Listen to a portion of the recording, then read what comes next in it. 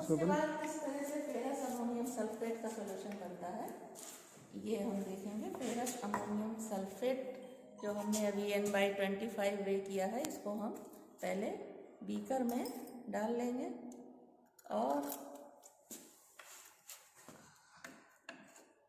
Solution बनाने में हमको डाइल्यूट सल्फ्यूरिक एसिड का यूज़ करना है। तो करीब 1 टेस्ट ट्यूब हम सल्फ्यूरिक एसिड भी निकाल के अपने पास रखेंगे, क्योंकि सॉल्यूशन बनाने में फेरस अमोनियम सल्फेट का सल्फ्यूरिक एसिड डालना ज़रूरी है, वरना ये इसमें reduction Magnus hydrated manganese dioxide का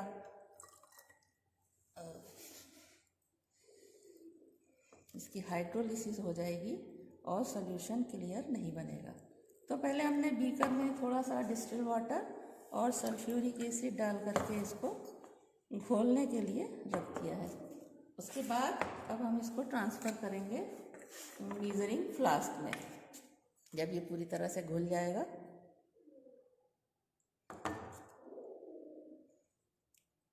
रॉड है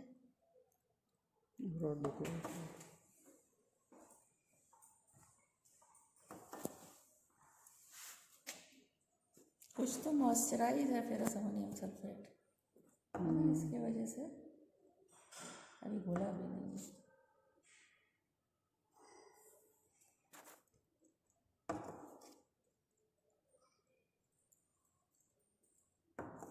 ये जब पूरी तरह से घुल जाएगा तब हम इसको मेजरिंग फ्लास्क में ट्रांसफ़र करेंगे और इसमें ये निशान बना हुआ है, यहाँ तक इस सॉल्यूशन को कंप्लीट बनाएंगे।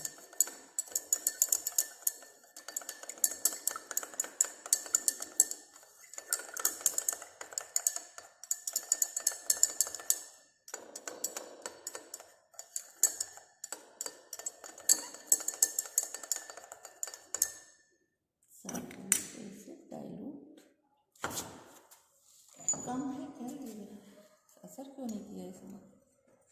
अभी लड़के बना रहे थे तब की।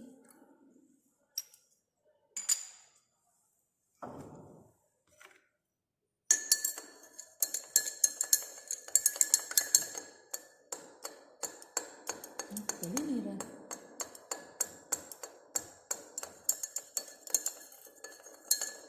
तो ये लगभग डिज़ॉल्व में चला है, इसको वापस मेजरिंग फ्लास्क में ट्रांसफ़र करते हैं। ये डिस्टिल वाटर है, डिस्टिल वाटर में इसको घोल करके मेजरिंग फ्लास्क में हम ट्रांसफ़र कर रहे हैं। पहले अलग बीकर में बना लिया ताकि उसको घोलने में आसानी हो। अब हम मेजरिंग फ्लास्क में जहाँ तक ये पॉइंट है यहाँ तक इसको ला करके सॉल्यूशन कंप्लीट करेंगे।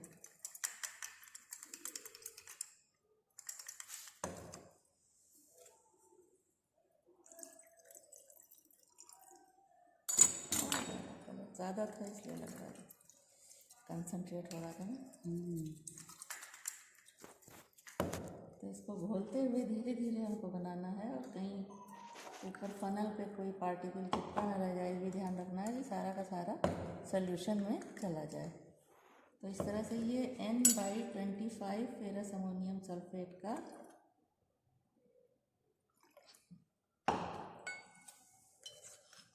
भूल गए। तो जहाँ तक ये मार्क लगा है वहाँ तक हमको ये सॉल्यूशन बनाना है।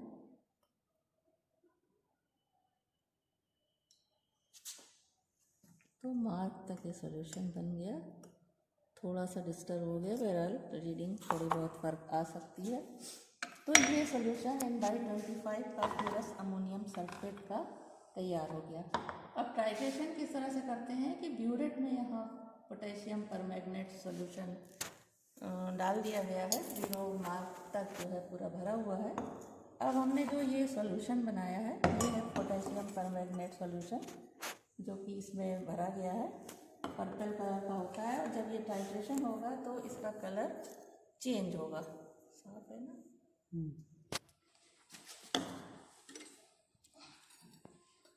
तो अब हम टाइट्रेशन के लिए जो हमने सॉल्यूशन बनाया है उसको पिपेट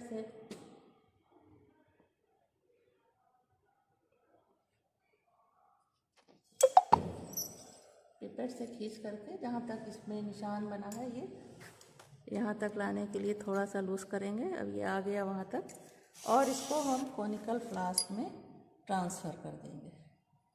तो पिपेट से जब हम ऊपर से हाथ हटा लेंगे तो जो हमने अभी खींच के निकाला था वो इस पूरा गिर जाएगा, और इसको दीवार से ऐसे लगाएंगे ताकि जो भी सॉल्यूशन पिपेट में है वो सारा अंदर चला गया।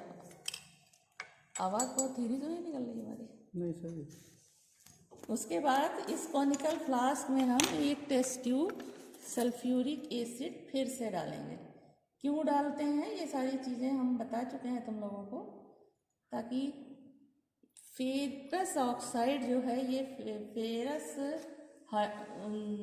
जो सल्फेट है वो फेरस हाइड्रोक्साइड में ना बदल जाए। उसके बाद जब ये फेरस हाइड्रोक्साइड में बदलेगा तो फेरिक हाइड्रोक्साइड में बदल जाएगा। तो इसको रोकने के लिए हम टाइट्रेशन में भी सल्फ्यूरिक एसिड डालते हैं। अब थोड़ा ड्रॉप करके हम पोटेशियम परमैंगनेट इसमें डालते जाएंगे, कलर आएगा और गायब हो जाएगा, और ये प्रोसेस हम बराबर करते रहेंगे जब तक कि लाइट पिंक कलर ना आ जाए।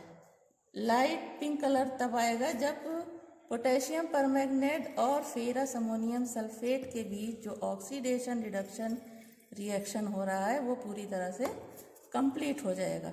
तो ऑक्सीडेशन रिडक्शन रिएक्शन में क्या होता है कि फेरस अमोनियम सल्फेट का जो फेरस सल्फेट है वो फेरिक सल्फेट में कन्वर्ट हो जाता है, यानी सारा फेरस आयन फेरिक आयन में कन्वर्ट हो रहा है। जैसे जैसे रिएक्शन आगे बढ़ेगा फेरस आयन फेरिक आयन में कन्वर्ट होता जाएगा, और दूसरी तरफ पोटेशियम परमैंगनेट में जो मैग्नेट आयन है उसका रिडक्शन होता है और वो मैग्नस आयन में कन्वर्ट हो जाएगा। तो जब तक ये रिएक्शन कंप्लीट नहीं होगा इस तरह से पिंक कलर आएगा और गायब हो जाएगा। तो हम इस तरह से इसको डालते रहेंगे। तो इसमें रिएक्शन हो रहा है ऑक्सीडेशन रिडक्शन। यहाँ फेरस सल्फेट का या फेरस आयन का ऑक्सीडेशन हो रहा है और परमैंगनेट पोटेशियम परमैंगनेट का रिडक्शन हो रहा है। तो ये अभी लाइट पिंक कलर पे यहाँ रुक गया है, अब कलर ये गायब नहीं हो रहा है, तो इसका मतलब इन दोनों के बीच रिएक्शन कंप्लीट हो गया। अब हम इसकी रीडिंग देख लेंगे कि कितनी आ रही है। ये आ रही है 21.4 पे ये पहली रीडिंग आई है, और कलर सॉल्यूशन का इस तरह से लाइट कलर होना चाहिए, इससे डार्क अगर होगा तो रीडिंग ज़्यादा हो जाएगी। इसी प्रोसेस को 2-3 बार हमें दोहराना है जब तक कि सेम रीडिंग ना आ जाए। तो हम एक बार और लेते हैं, एक बार और करते हैं इसको कि कितनी आती है।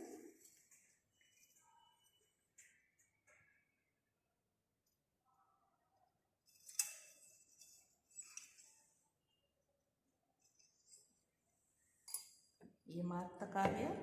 फेरस अमोनियम सल्फेट हमने इसमें लिया,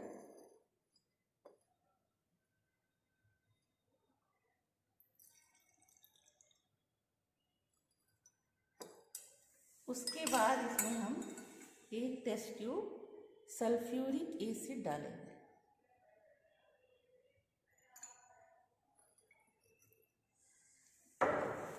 और इसको हम देख लेते हैं कि 21.4 रीडिंग आई है। तो जितना अभी और आगे जितना गिरेगा उसमें से हम इसको माइनस कर देंगे।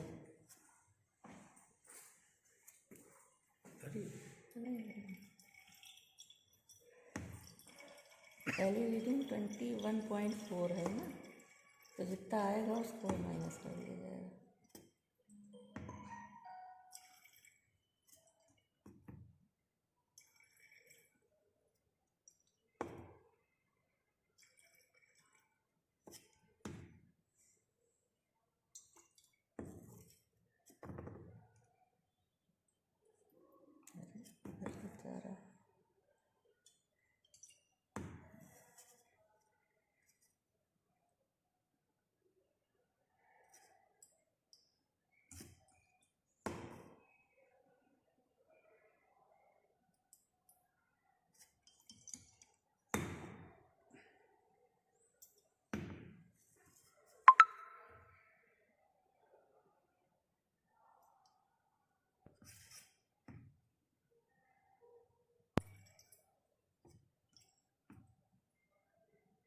20 के आसपास ही आएगी।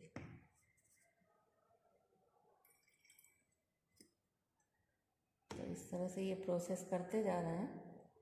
जैसे ही लाइट पिंक कलर आएगा रिएक्शन कंप्लीट हो जाएगा।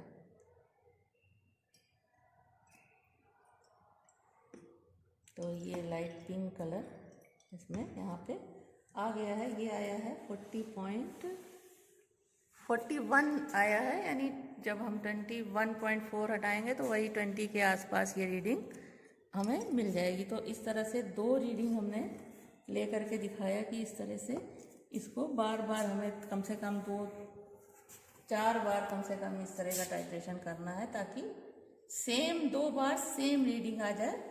ये कलर जो आया है थोड़ा सा इससे और लाइट कलर होना चाहिए, थोड़ा सा ज़्यादा है तो हम मान सकते हैं कि 1-2 ड्रॉप ज़्यादा आ गया होगा। इसके बाद हम आ जाते हैं ऑक्जेलिक एसिड का सॉल्यूशन किस तरह से बनाएंगे। वो था फेरस अमोनियम सल्फेट का सॉल्यूशन बनाना, और उसका टाइट्रेशन पोटेशियम परमैंगनेट से कैसे करते हैं। उसके बाद अब हम बनाएंगे ऑक्जेलिक एसिड का सॉल्यूशन, जो अभी हमने वे किया है N/10 ऑक्जेलिक एसिड 250 ml की फ्लास्क में। तो इसमें हमको सल्फ्यूरिक एसिड नहीं डालना है। ऑक्जेलिक एसिड को हम पहले बीकर में ले रहे हैं और उसके बाद इसे हम डिज़ोल्व करेंगे डिस्टिल वाटर में। बीकर में पहले इसलिए ले रहे हैं ताकि अच्छे से पहले यहाँ पे हम घोल लें और पार्टिकल सारे डिस्टिल वाटर के साथ मिक्स हो जाएं। उसके बाद हम इसको मेजरिंग फ्लास्क में ट्रांसफ़र करेंगे।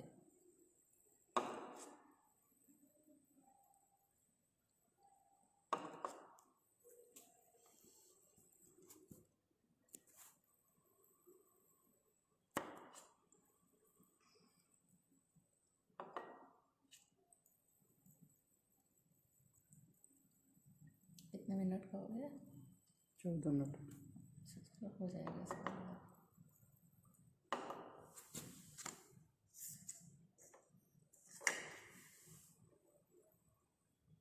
अब इसको हम इसमें 250 ml की मेजरिंग फ्लास्क में ट्रांसफ़र कर रहे हैं।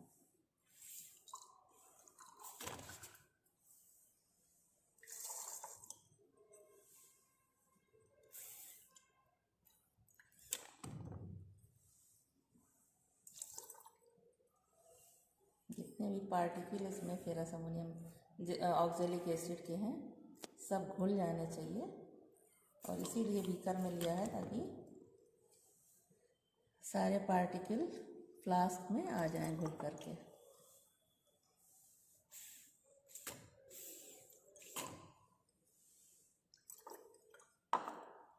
अरे घुला नहीं ना, जबकि ऑक्जेलिक एसिड तुरंत घुल जाना चाहिए।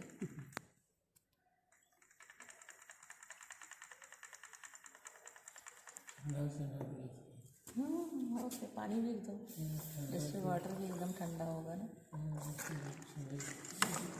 अभी हुआ था काम।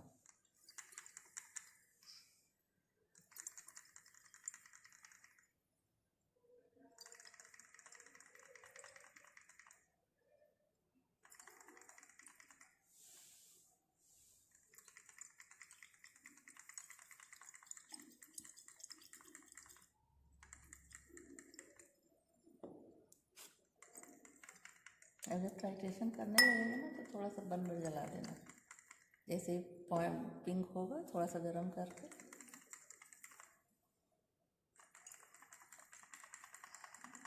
माचिस से ले लो। पहले चेक करो कौन सा चलता है पहले। हाँ तब तक चेक कर लो, नहीं होगा तो बता देंगे। खाली करने का प्रोसेस हमें बताना है और क्या करना है।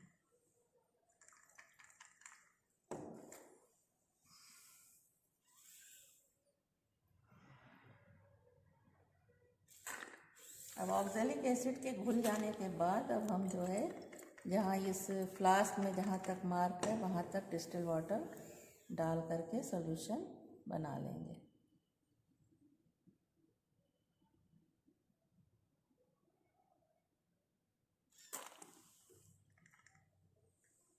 बड़े क्रिस्टल हैं लग रहा है।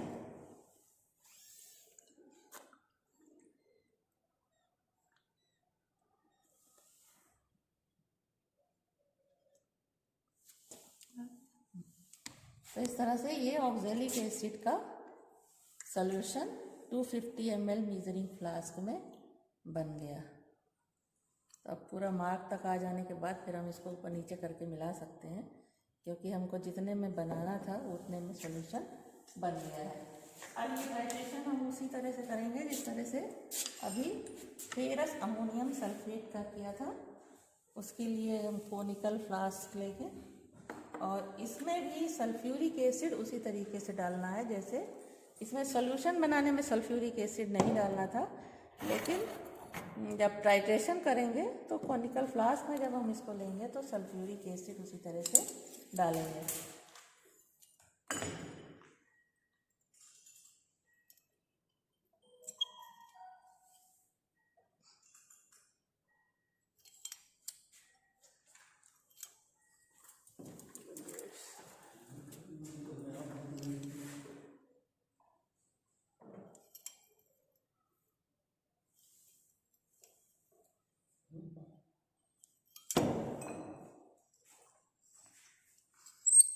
दिख रहा है कि नहीं? थोड़ा सा नीचे, ज़्यादा नीचे।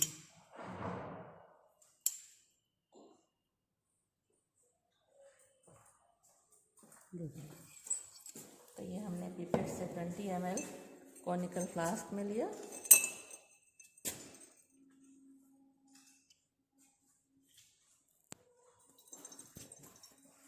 इसमें पोटेशियम परमैंगनेट के साथ टाइट्रेशन उसी तरह से किया जाएगा, लेकिन जब पिंक कलर आ जाएगा तब थोड़ी देर हमको थोड़ा इसको गर्म करना पड़ेगा, क्योंकि पोटेशियम परमैंगनेट और ऑक्जेलिक एसिड का रिएक्शन स्लो होता है।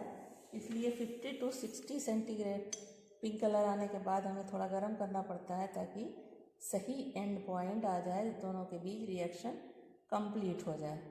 तो टाइट्रेशन का प्रोसेस सेम है, उसी तरह से करेंगे, लेकिन जब पहली बार पिंक कलर आएगा तो हम सब्सटेंस जो कोनिकल फ्लास्क है उसको हीट करेंगे 60 डिग्री से 50 से 60 डिग्री सेंटीग्रेड।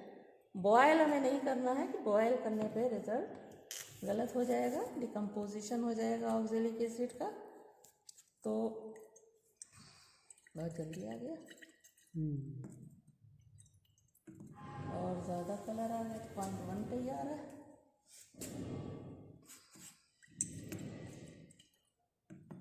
तो एक बार और हम रीडिंग लेते हैं।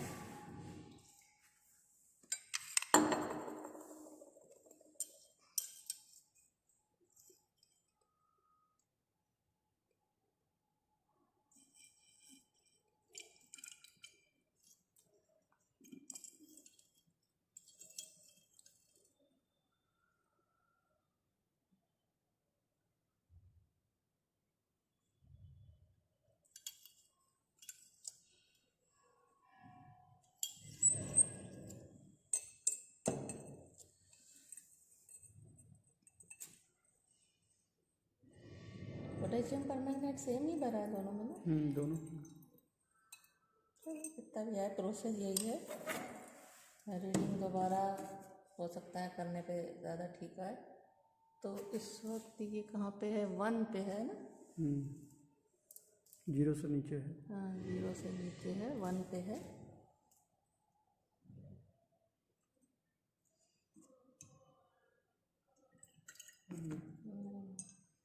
ठीक नहीं आ रहा, जल्दी आ जा रहा है। तो बहरहाल प्रोसेस यही है टाइट्रेशन का कि हम पहले ऑक्जेलिक एसिड जो हमने बनाया है, जबकि ये तो गर्म होने पे आना चाहिए,